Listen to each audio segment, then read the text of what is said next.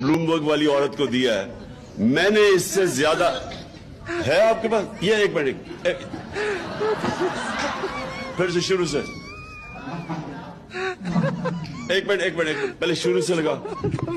मैं सिर्फ ये कह रहा हूं कि जरा गौर से देखे कि ये पाकिस्तान का प्राइम मिनिस्टर, अच्छा चले ये बाइडेन के सामने नहीं है, ये बेचारी एंकर है, जरा वो उसे देखें कि उसको तर्स दिला रहा है कि मैं मारा गया, लुट गया, मारा गया, मुझे बता दो जब है नहीं है।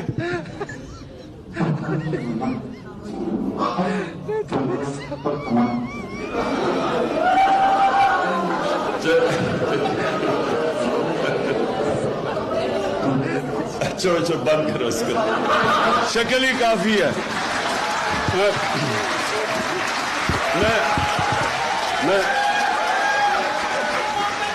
मैं बस मैं एक मिनट और बस मैं अब इसकी सिर्फ शक्ल देख ले। मारे गए, हम लुट गए, खुदा के वास्ते हमारी मदद करो, पैसे दे दो, नहीं तो पाकिस्तानी तबाह हो जाएगा, हमारा मुल्क बिखर जाएगा। लिटरली इसने उस बेचारी, वो एंकर है, वो जो बाइडेन नहीं बैठा हुआ जिससे कह के जी हमें पैसे दे दो, वो एंकर बेचारी घबराई हुई बैठी, कहता अपनी चैनल से लोगों को बताओ कि हमारा कितना बुरा हालात है।